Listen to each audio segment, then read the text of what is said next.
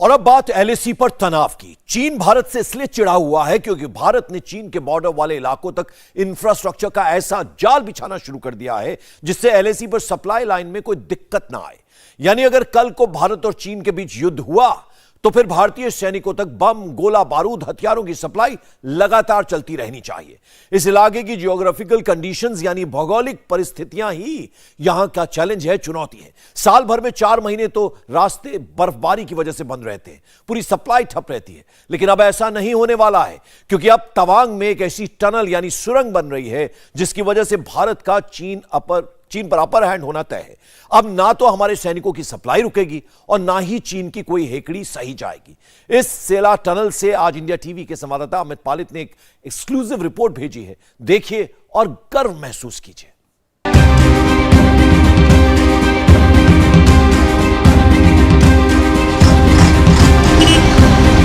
तवांग में एलएसी तक जाने वाली सड़क पर साल के 3 महीने ऐसे ही बर्फबारी होती है। मौसम इससे भी ज्यादा खराब होता है तो फिर सवाल उठता है कि ऐसे मौसम में चीन बॉर्डर पर तैनात सैनिकों के लिए राशन कैसे पहुंचेगा। कल को अगर युद्ध हुआ तो फिर ऐसे हालात में हथियार और गोला बारूद कैसे पहुंचेंगे। अभी तक तो भारत के सामने ये सवाल बहुत बड़े थे, लेकिन अब नहीं है क्योंकि अब दुनिया की सबसे ज्यादा ऊंचाई पर स्थित सुरंग बन चुकी है। सेला टनल के जरिए अब सीधे चीन बॉर्डर पर पहुंचना आसान हो गया है और इंडिया टीवी की टीम ने आज ये टनल पार भी की है। इंडिया टीवी संवाददाता अमित पालित तवांग की तरफ जा रहे हैं और तवांग से बहुत पहले ही मौसम खराब होना शुरू हो गया है। चारों तरफ धुंध ही धुंध दिख रही है और अभी तो शुरुआत है।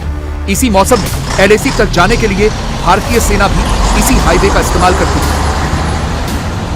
लेकिन जब यहां भयंकर बर्फबारी होती है तो फिर सब कुछ ठप हो जाता है। अब तवांग तक आने के लिए आपके पास जो एक ही रास्ता है, वो आप तेजपुर से जब आते हैं तो वही एक रोड है, नेशनल हाईवे। लेकिन क्या होता है जब सर्दियां आती हैं तो आप ऊंची ऊंची पहाड़ियां जो देख रहे हैं, करीब के जो पहाड़ियां देख रहे हैं, ये पहाड़ियां तो 14,000 फीट से भी ज़्यादा की ऊंचाई पर। इस वक्त मैं जहां पर हूं यही 13,700 फीट की ऊंचाई है और जैसे ही अब कुछ दिनों बाद यहाँ पर स्नोफॉल होगा 2-3 महीने के लिए रोड ब्लॉक हो जाएगा। जब तक अब बर्फ को हटाएंगे नहीं, आप यहाँ से जा नहीं सकते। इस वक्त यहाँ पर टेम्परेचर माइनस में है, -7-8 डिग्री में मैं आपसे बात कर रहा हूँ। तो समझिए कि धीरे धीरे यहाँ टेम्परेचर कितना नीचे चला जाता है और यहाँ पर कैसे आप समझ सकते हैं कि बहुत ही कह सकते हैं मुश्किल भरे हालात हैं यहाँ पर। लेकिन क्योंकि हमारी फोर्सेज लगातार तवांग वैली में एलएसी पर तैनात रहती है तो उनके लिए जो भी सप्लाई लाइन है वो 2-3 महीने के लिए बंद हो जाता है। ये दिक्कत आती है। यही वजह है कि जो भारत के फोर्सेज हैं, इंडियन आर्मी के लिए, इंडियन की फोर्सेज के लिए सरकार ने यानी 2014 के बाद ये सोचा कि आखिरकार इसके लिए जो बॉर्डर इंफ्रास्ट्रक्चर तैयार हो रहा है उसमें क्या किया जा सकता है। तो हमारे इंजीनियर्स ने यानी कि बॉर्डर रोड ऑर्गेनाइजेशन ने जो सजेस्ट किया वो क्या कि हम टनल बनाएंगे। कहाँ से टनल बनाएंगे? सेला पास से। अब जब ये बात आई कि बनाना है, आप सोचिए कि एक तो 13,700 फीट की ऊंचाई, टेम्परेचर जहां माइनस में रहता है, कैसे यहां पर हो सकता है। लेकिन ये जो असंभव काम था वो संभव हो चुका है। तवांग तक जाने के लिए सिर्फ यही एक रास्ता है और यहाँ सेला पास से होकर गुजरना पड़ता है। लेकिन बर्फबारी की वजह से ये पास ब्लॉक हो जाता था जिसकी वजह से सारी सप्लाई और ट्रांसपोर्टेशन रुक जाता था। लेकिन अब ऐसा नहीं होगा क्योंकि अब यहाँ बन चुकी है सेला टनल। ऑल्टरनेट रूट ये टेक ऑफ करता है हमारा किलोमीटर 229 पे। किलोमीटर 229 जब आप बैसाखी से ऊपर आ रहे होंगे तो आपको दिखा होगा वो 229 हमारा 0 पॉइंट है, वहाँ से ये रोड टेक ऑफ करती है। This total length is around 11.7 kilometres, जिसमें हमारे 2 मेन ट्यूब्स हैं, 2 मेन टनल हैं। तो एक की लेंथ है करीब 1000 मीटर और दूसरे की लेंथ है करीब 1600 मीटर। और इसके साथ एक हमारे एस्केप टनल भी है। ये जो अच्छा एस्केप टनल दिखा दे एक बार। देखिए ये रहा एस्केप टनल, जहाँ से वर्कर्स देखिए अभी आ रहे हैं। और ये जो एस्केप टनल जिसका आप जिक्र करें, कभी इमरजेंसी होती है मेन टनल में तो एक एस्केप टनल से निकल सकता है। जी हाँ, एक्चुअली क्या है कि जो इंजीनियरिंग नॉर्म्स है वो ये कहता है कि कभी भी अगर टनल 1 किलोमीटर से ऊपर की है तो उसमें इमरजेंसी एग्जिट के लिए वो होना चाहिए, मतलब ऑप्शन रहना चाहिए। ऑप्शन रहना चाहिए। तो इस तरीके एक एस्केप टनल है हमारे पास, इसकी भी लेंथ जो है 1571 मीटर है, 1.5 किलोमीटर की ये है, 1.6 किलोमीटर की ये है और एक मेन टनल है। तो और इसके बीच में हमारे 3 छोटे छोटे रोड्स हैं। पहला से है रोड 7.2 किलोमीटर्स का, दूसरा है 1.2 किलोमीटर का जो मेन टनल T1 और मेन टनल T2 को जोड़ता है, और फिर ये 700 मीटर का जो स्ट्रेच है जो टनल T2 को अगेन नेशनल हाईवे पे जोड़ता है। कहते हैं कि इरादे जब नेक हों और मन में दृढ़ निश्चय हो तो कुछ भी असंभव नहीं होता। इसीलिए इस टनल को बनाने में भी रिकॉर्ड बना है। क्या है रिकॉर्ड, सेला टनल के कमांडिंग ऑफिसर अजय सिंह खुद बताएंगे। रिकॉर्ड तोड़ काम ये है कि पहली बात 13,500 फीट की ऊंचाई पे इतना लंबा टनल नहीं बना है, और वो भी ट्विन ये बाई डायरेक्शनल टनल। इसमें ये बाई डायरेक्शनल टनल है, मतलब ट्रैफिक दोनों डायरेक्शन जा सकता है। और ये हमने एक रिकॉर्ड इसलिए भी है कि हमने इसको रिकॉर्ड टाइम में बनाया है। ये 2019 में ये हमारा काम शुरू हुआ था और आप लोगों को मालूम होगा ड्यू टू कोविड हमारा काफ़ी काम रुका बीच में, इफेक्ट हुआ। देन उसके बावजूद भी हमने ये तीनों टनल हमने वर्किंग टाइम अगर आप लें तो 1.5 साल में हमने कंप्लीट कर दिया जी। 4.2 किलोमीटर की टनल और 9.2 किलोमीटर की रोड हमने कंप्लीट कर दिया है, जो we will be dedicating it to the nation in 2023 mid में। हम भी बॉर्डर रोड ऑर्गेनाइजेशन यानी BRO और भारतीय सेना के इस इंजीनियरिंग मार्बल को देखना चाहते थे और इस टनल में जाना चाहते थे। इसीलिए हम सुरंग के अंदर गए तो यहाँ और ज्यादा ठंड लगने लगी क्योंकि यहाँ तापमान गिर गया था। नेशनल हाईवे है जो सेला पास होते हुए आती है, राइट। इसमें चूंकि बर्फ ज्यादा गिरता है, ये शिला लेखन देखे पूरा फ्रीज हो जाता है। ये फ्रीज है और ये ईस्टर्न पार्ट ऑफ द रीज है। देखिए आप यहाँ पे बर्फ दिख रही है आपको, यहाँ पे बर्फ नहीं है। So this is what decided, क्योंकि ये सड़क बंद हो जाती है तो हम लोग इस तरफ भी टनल बना रहे हैं। ये हमारा 0 पॉइंट है जो बैसाखी से ऊपर आते हुए पड़ता है। तेजपुर से जब आप तेजपुर से आ रहे हैं, बैसाखी क्रॉस करेंगे, ये हमारा 0 पॉइंट है। This length is 7.2, this main tunnel is 993 meters, this again we have a road length on the other side जो आपको मैं लेके जाऊंगा, ये 1.2 किलोमीटर है। Then we are standing in this tunnel now, exactly somewhere here we are standing. ये main tunnel है जो 1600 मीटर्स की है और ये एस्केप टनल है जो another 1.59। और जैसे हम यहाँ पर आते हैं बाहर, देखिए इस टनल से बाहर निकलते हैं और निकलने के बाद यहाँ पर आने के बाद फिर नेशनल हाईवे पर जो आपको तवांग तक चला जाता है। तो कुल मिलाकर जो ये जो पूरा का पूरा स्ट्रेच है सेला पास का, ये पूरा ये कट कर दिया अवार्ड है। हाँ, क्योंकि ये पूरा का पूरा फ्रीज हो जाता है, बर्फ यहाँ पड़ती है जी। समस्या ये है कि इस ठंड में यहाँ काम कैसे होगा, टनल बनाने वाले मजदूर कैसे काम करेंगे, क्योंकि चैलेंज ये भी है कि रिकॉर्ड टाइम में इस टनल को राष्ट्र को समर्पित करना है, इसलिए 24 घंटे काम भी होना है। यहाँ पे जो सबसे मेजर चैलेंज है वो है यहाँ की ठंड। हाँ, क्योंकि अंदर आप समझ सकते हैं कि अभी अंदर जो टेम्परेचर है, बाहर हमने बताया था कि 7-8, यहाँ अंदर और 2-3 डिग्री कम हो गई, तो यार -10-12 पहुँच चुका है। बिल्कुल। और यहाँ एक्चुअली इसका जो ये जो वेदर का 2 इफेक्ट है। एक तो हमारा कंस्ट्रक्शन एक्टिविटीज़ भी डिले हो जाती हैं बिकॉज कंक्रीट सेट नहीं होता है। जो कंक्रीट पहले 48 आवर्स में सेट होता है, अब 3 या 4 दिन लगते हैं उसको सेट होने में। And the other is the health aspect, जहाँ पे हमारे लेबर इतने ठंड में मैक्सिमम हमारे आदमी 6 घंटे ही काम कर पाते हैं, तो हम 24 घंटे काम कर रहे हैं लेकिन 4-6 आवर्स की 4 शिफ्ट ब्रेक देते देते हो, क्योंकि आप समझ सकते हैं कि यहाँ पर जो टेम्परेचर है -15 डिग्री टनल के अंदर, तो यहाँ पर किसी के लिए भी काम करना कितना मुश्किल होता है। अब हमने टनल को पार करना शुरू किया तो पता चला कि अभी तो ठंड कम है, आने वाले दिनों में ठंड के साथ साथ चुनौतियां भी बढ़ती जाएंगी। तो हमने टनल के लिए शुरुआत कर दी है और शायद पहली बार आप इंडिया टीवी पर जो ये देश का हम कह सकते हैं कि एक इंजीनियरिंग मार्वल है सेला टनल, उसको आप देख पा रहे हैं और आप समझ पाएंगे कि आखिर कितना मुश्किल ये काम हुआ था और किस तरह से इस मुश्किल काम को अंजाम दिया गया। सबसे पहली बात समझ लीजिए, इस वक्त टनल की जो अंदर जो टेम्परेचर है वो -15 डिग्री है। -15 डिग्री में हम लोग अंदर जा रहा है और यहाँ पर कैसे वर्कर्स काम कर सकते हैं, अपने आप में सोचना बहुत मुश्किल है, क्योंकि बात करने में हमें दिक्कत हो रही है सर। बाकी इस समय का टेम्परेचर, वैसे ये टेम्परेचर जो है, अब ये टेम्परेचर आपके अगले 3 से 4 महीने रहता है। इनफैक्ट दिस और गिरेगा ये ड्यूरिंग जनवरी, दिसंबर में थोड़ा सा, बल्कि this is better. In January it might go up to -20 और उस समय काम करना और भी धीरे धीरे मुश्किल होता है। लेकिन इन मुश्किल हालात में भी आप समझिए कि इस टनल के अंदर काम हुआ है, लेकिन इस टनल के अंदर आने के बाद महसूस होता है कि जनवरी के महीने में या दिसंबर, जनवरी, फरवरी के महीने में जब ये पूरा का पूरा सेलापास बर्फ से ढक जाता है, सब कुछ बंद हो जाता था, उस वक्त कितनी दिक्कत आती होगी रोड को क्लियर करने में। लेकिन टनल के बन जाने से जब 12 महीने 365 दिन ये टनल खुला रहेगा, तो आने जाने में कितनी आसानी होगी। इस सेला टनल के अंदर तापमान इतना कम है कि अंदर पानी भी जमा हुआ है। ऐसे ही हालात में यहाँ 1200 मजदूर और कर्मचारी दिन रात काम कर रहे हैं। 4 शिफ्ट में 6-6 घंटे के लिए काम करते हैं, लेकिन इसके बावजूद काम समय पर चल रहा है। ये हमारे 5 इस तरीके से 5 वी कॉलेज CPs जो है, ये हमारे 5 इसके कनेक्टिंग escape routes हैं। हाँ, जो मेन टनल को एस्केप टनल से कनेक्ट करते हैं। इस तरीके के 5 हैं।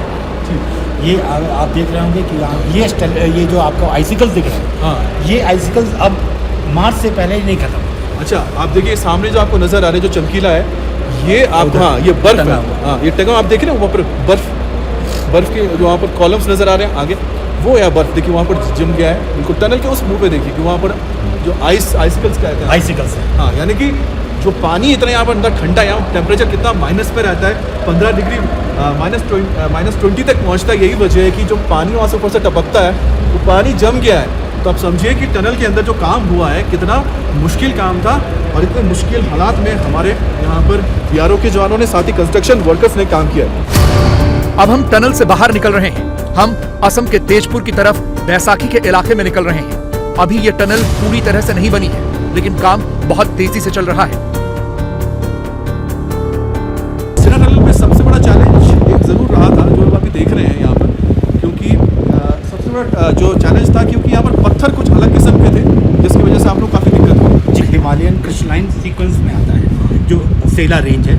ये फ्रैक्चर्ड रॉक है। इसमें फ्रैक्चर्ड रॉक के कारण हमको टनल बोरिंग मशीन इस्तेमाल हम नहीं किए हैं। हमने drill and blast method use किया है, और हमको सपोर्ट सिस्टम बहुत ज़्यादा स्ट्रांग लगाना पड़ा है, क्योंकि हमें या तो B2 या C1 क्लास के ही रॉक मिलते हैं। जी, तो आप देखिए कि किस तरह से अंदर काम होता है। और जिनको ये लगता है कि शायद टनल के अंदर, बाहर अगर बर्फ़ पड़ रही है, बाहर ठंड है, तो टनल के अंदर तो आराम होता हुआ, टनल के अंदर तो टेम्परेचर उससे बेटर होता हुआ, लेकिन आपको बता दें कि हमने पूरा ये टनल सफ़र किया है, और हम जानते हैं कि बाहर हमें अगर टेम्परेचर -8 मिला था, तो अंदर आते आते हमें देखें कि टेम्परेचर -15 से 20 डिग्री तक चला जाता है। क्योंकि यहाँ पर हमें, आप देखिए कि आपको आइस क्रिस्टल्स यहाँ दिखा रहे हैं। देखिए आपको नज़र आ रहे हैं यहाँ पर आइस क्रिस्टल्स जो चमक रहे हैं आपको। जो पानी ऊपर से बहता है, वो पानी, अब देखिए मैं कहूँगा कि जहान आप जरा अब समझ जाइए, क्योंकि हम अब फिर से एस्केप टनल की तरफ जा रहे हैं। हाँ, ये देखिए किस तरह से यहाँ पर इतने मुश्किल हालात में हमारे BRO के इंजीनियर्स, हमारे जवान और जो कंस्ट्रक्शन वर्कर्स यहाँ काम करते हैं, उनको इतने एक्सट्रीम हालात में, इतने मुश्किल भरे हालात में, जहाँ टेम्परेचर -20 डिग्री हो अंदर टनल के अंदर, और बाहर निकले तो -10 डिग्री, तो काम करना मुश्किल हो जाता है। और ये वजह कि यहाँ पर जो शिफ्ट्स हैं, जो लोग काम करते हैं, वो 6-6 घंटे की शिफ्ट में काम करते हैं। हालांकि यहाँ पर सबसे अच्छी बात है कि हर तरह की सहूलियत दी जा रही है हमारे यहाँ पर जो कंस्ट्रक्शन वर्कर्स हैं, और बहुत ही रिकॉर्ड टाइम में ये तैयार हुआ है, क्योंकि इस तरह के टनल्स बनाने में बहुत वक्त लगता है। हम एस्केप टनल की तरफ बढ़ रहे हैं, और सामने जो रोशनी दिख रही है, वहीं पर यह सुरंग खुलती है। बहुत ही मुश्किल हालात में BRO के इंजीनियर्स यहाँ काम कर रहे हैं। ये देखिए सामने आपको, अब टनल से बाहर निकल रहे हैं, और टनल से जब बाहर निकलेंगे तो आप देखिएगा कि मौसम कितना ख़राब है, क्योंकि आगे आपको सिर्फ धुंध ही धुंध नज़र आएगी। तो हम जिस जगह से एंटर किया था हमने, तो वहाँ पर तो धूप चमक रही थी, लेकिन अब हम जहाँ निकल रहे हैं सिर्फ 1.5 किलोमीटर के इस टनल को पार करते हुए, तो मौसम बिल्कुल अलग है। ऊपर से आप देखिए कि पानी भी यहाँ पर लगातार बरसता रहता है, कभी भी आप बारिश भी हो जाती है। तो इतने एक्सट्रीम हालात में, एक्सट्रीम क्लाइमेट में इस तरह से टनल्स को बनाना, पहाड़ों को काट कर, हिमालय की चोटियों को काट कर टनल बनाना अपने आप में बहुत बड़ा चैलेंज होता है। रोहतांग पास आपने देखा था, लेकिन रोहतांग पास की बड़ी वजह ये थी कि रोहतांग पास एक तो है कि करीब 10,000 या 10,000 से उसके आसपास 10,000 फीट के आसपास रोहतांग पास है, तो वहाँ पर जो टनल बनाने में दिक्कत नहीं होती क्यों, वहाँ पर टनल बोरिंग मशीन मिला था। और टनल बोरिंग मशीन जो है, टनल बोरिंग मशीन उससे ज़्यादा आसान हो जाता है, लेकिन वहाँ पत्थर बहुत स्ट्रॉन्ग यानी कि हार्ड रॉक्स थे जिसको उसको बनाना ईजी रहा। लेकिन सेला पास में जो स्टोन से या पत्थर है वो बेहद ही अलग है। देखिए, तो हम एक तरफ से एंटर हुए हैं और सेला पास के दूसरे टनल पे हम निकल आए हैं, यानी तवांग की तरफ से हम एंटर किए और हम इस वक्त अदर साइड यानी कि तेजपुर की तरफ हम निकल आए हैं। तो आप यहाँ पर मौसम आप देखिए, यहाँ पर कुछ भी नज़र नहीं आ रहा था जब हमने एंटर किया था। तो जब हमने एंटर किया था तो आपने वहाँ पर धूप देखी थी और देखिए सिर्फ 1.5 किलोमीटर हमने क्रॉस करके हम इस तरफ आ गए, यहाँ पर कुछ नज़र नहीं आ रहा होगा। भारत जिस तरह से अपने बॉर्डर के इलाकों को मजबूत कर रहा है, चीन के लिए यही सबसे बड़ी समस्या है। इसीलिए वो लगातार भारत को परेशान कर रहा है। ये टनल अगर बन रहा है तो दिक्कत हो रही है चीन को, इसलिए चीन लगातार कोशिश करता है कि वो घुसपैठ करने की कोशिश करता है, तो कहीं ना कहीं उलझाने की कोशिश करता है भारत को, क्योंकि उसको डर है कि जिस तरह से हमारे यहाँ के इंजीनियर्स, हमारे BROs रोड इंफ्रास्ट्रक्चर तैयार करिए, जिस तरह से जो सरकार है, गवर्नमेंट ऑफ इंडिया और प्राइम मिनिस्टर मोदी जो लगातार जिनकी नज़र है कि बॉर्डर इलाकों को आप मजबूत कीजिए, वो इंफ्रास्ट्रक्चर लेके आइए, वो कहीं ना कहीं चीन को बहुत परेशान कर रहा है कि उसको लगता है कि भारत जितना मजबूत होगा इंफ्रास्ट्रक्चर के साथ, बॉर्डर पर उसका जवान और ज़्यादा मजबूत होंगे और चीन के लिए दिक्कत पैदा हो जाएगी। लेकिन आपको बता दें कि ये जो इंफ्रास्ट्रक्चर है रुकेगा नहीं, लद्दाख में भी लगातार इंफ्रास्ट्रक्चर तैयार हो रहा है, यहाँ पर भी तैयार हो रहा है। चीन भारत को वही पुराना 1962 वाला समझ रहा है, लेकिन ये 2022 का भारत है जो अपने बॉर्डर्स की रक्षा करना बहुत अच्छे से जानता है। और 2014 के बाद बॉर्डर के इलाकों में इंफ्रास्ट्रक्चर मजबूत करने का काम बहुत तेजी से हुआ है। 62 का जो हालत है और अभी का जो हालत है, जमीन आसमान का फर्क है। 1962 में सेना का तैयारी या सेना का इस प्रकार से वहां पे पोजीशनिंग करना, बॉर्डर का जो खास करके अरुणाचल प्रदेश का जो मैटर है, उसमें आप लोग ऑन रिकॉर्ड पार्लियामेंट में भी आप लोग देख सकते हैं कि उस वक्त के जो डिफेंस मिनिस्टर ने क्या स्टेटमेंट दिया था कि गवर्नमेंट ऑफ इंडिया का उस वक्त में क्या स्ट्रेटेजी था। वो लोग हमेशा बैकफुट में ही रहा करता था। अभी देखिए कि हम लोग का जो स्ट्रेटेजी है कि अपना बॉर्डर एरिया को हम लोग डेवलपमेंट करना है, अपना लोगों को सेफगार्ड करना है, क्योंकि अभी 62 के बाद में जो डेवलपमेंट हुआ और खास करके नरेंद्र मोदी साहब का टेन्योर में जो अभी लास्ट 8 इयर्स में जो डेवलपमेंट हुआ, not only in border areas, बाकी जितने भी जो हमारा जो राज्य है नॉर्थ ईस्ट में कुल मिला के 8 राज्य है, आप शहरों में जाके देखिए, वहां का इंफ्रास्ट्रक्चर देखिए, कनेक्टिविटी का पोजीशनिंग आप देखिए कि लास्ट 8 सालों में किस प्रकार से बदलाव आया है। तवांग का यह इलाका स्ट्रेटेजिकली बहुत महत्वपूर्ण है, क्योंकि यहाँ एक तरफ चीन है तो दूसरी तरफ भूटान, उस पर भी चीन अपनी नजरें गड़ाए हुए रहता है। सीधा देखते हैं तो नॉर्थ की तरफ यहाँ पर तवांग सेक्टर, LAC चाइना हो गया, और ईस्ट में अगर जो मैं रोड दिखा रहा हूँ, ये जो आप रिज देख रहे हैं, इधर रिज जो रिज देख रहे हैं, ये जो रिज के अगर आप दूसरी तरफ चले जाते हैं, वो आपका जो इलाका पड़ता है वो भूटान के साथ चले जाता है, भूटान की तरफ चला जाता है। लेकिन भूटान के साथ उसके बाद चाइना यानी कि तिब्बत, जिस पे कब्जा करके रखा हुआ है चीन ने, तो तिब्बत का इलाका लगता था। ये जो पूरा है बहुत ही, यहाँ पर आपको बताएं 100 किलोमीटर या ज़्यादा से 150 किलोमीटर का जो पूरा का पूरा एरिया आप रेडियस में कहीं पर भी जाएंगे, किस तरफ भी जाएंगे, 100 किलोमीटर के रेडियस में आपको LAC और साथ ही साथ भूटान के साथ यहाँ पर जो बॉर्डर है वो इलाका मिलेगा। तो ये डिफेंस के हिसाब से, स्ट्रैटेजिक के हिसाब से तवांग सेक्टर बहुत ही इंपॉर्टेंट है और इसीलिए यहाँ पर लगातार इंफ्रास्ट्रक्चर को बेटर किया जा रहा है। ऐसे हालात में यहाँ काम करना बहुत बड़ी चुनौती है, क्योंकि मौसम लगातार खराब रहता है। अभी से यहाँ पर झरने जमने शुरू हो गए हैं। यहाँ पर माइनस का टेम्परेचर है और माइनस का टेम्परेचर इसलिए आप ये वाटरफॉल देख रहे हैं, ये देखिए ये वाटरफॉल है, लेकिन यहाँ अभी इस वक्त माइनस टेम्परेचर है और माइनस टेम्परेचर इस वजह से देखिए ये पूरा पानी जो है, ये झरना जो है पूरी तरह से फ्रीज हो चुका है। तो आप समझ सकते हैं कि इस वक्त मैं जहाँ पर एक मौजूद हूँ, खड़ा हूँ, ये झरना है और झरने का पानी जम चुका है और जो पानी आप देखिए ये नेशनल हाईवे तक आ जाता है और यहाँ पर जो वर्कर्स हैं, अच्छा अब ये स्लिप भी करेगा। वर्कर से देखिए धीरे धीरे यहाँ से सभी जो बर्फ के जो परतें हैं उसको हटाकर साइड में कर रहे हैं, ताकि जो यहाँ से जो हाईवे है लगातार यहाँ पर काम किया जा सके। तो आप समझिए कि जिसका जिक्र हम करते हैं कि ये जो पूरा का पूरा जो इलाका है इतना दुर्गम इलाका है, टेम्परेचर हमेशा यहाँ पर सर्दियों में माइनस में रहता है और ये सब कुछ ये फ्रीज हो चुका है। यहाँ पर आपको दिख रहा है जहाँ जहाँ से पानी आपको नजर आ रहा होगा ये सब फ्रीज हो चुका है, सब कुछ जमा हुआ है। ऊपर भी देखिए ये पूरा का पूरा इलाका आपको दिख रहा है, ये सब जमा हुआ है। इंडिया टीवी हर वक्त हर जगह डाउनलोड करने के लिए सर्च करें India TV news Google play store या ऐप स्टोर पर।